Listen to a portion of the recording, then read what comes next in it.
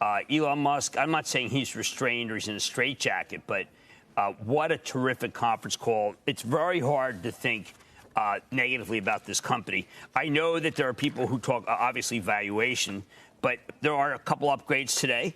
And I think they can't fight it. It's the reason why they can't fight it is because when everything works, it's very difficult to argue what the price should be, because right now this company is doing incredibly well. And if they make as many cars as they say, what you're going to say is, you know what?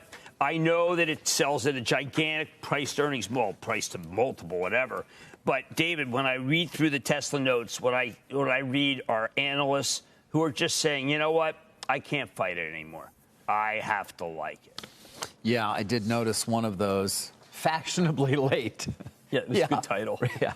Baird upgrading to outperform. I mean, fashionably, look at the move in that stock. At this point, I'm not sure you want to weigh in and say you're upgrading now. That's pretty embarrassing. But, Jim, when you get to the metrics that you're looking at to try to determine what a price should be, granted, if this company is operating extraordinarily well, I still wonder, what is an appropriate multiple?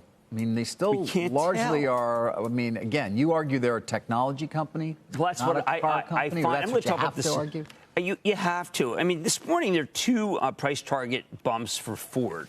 Now, I happen to think Ford's doing extremely well because they've decided to not lose as much money as they used to. We're talking about J.P. Morgan going from 7 to 9, Barclays 8 to 9. But you know what, David? These are companies that are bound by the conventional four walls of the spreadsheet. People are not going to give Ford any of the credit because they don't like this whole model. I had Mr. Fisker on last night, and basically what those guys do is make a car, okay? And it sells because it's great looking.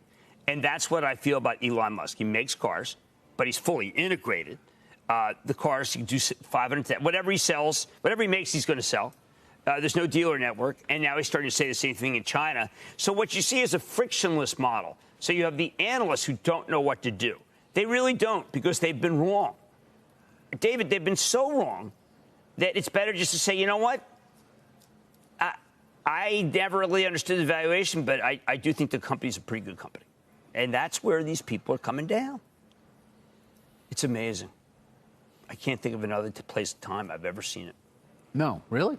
No. I mean, where a company is just, where a CEO is masterful, where a company has done amazing things, and the financials no longer seem. Remember all the short sellers would call you and say, the financials are phony. You take a look at them, maybe this or that. Yes. You know, Carl, I know the credits matter, but what really matters, I think, with Tesla's is that it's flawless. Flawless execution. Even in a time of COVID, they ended up doing everything right. And, Carl, I just read it, and I think if this were a tech company, it deserves to sell exactly where it's selling. Shepard Smith here. Thanks for watching CNBC on YouTube.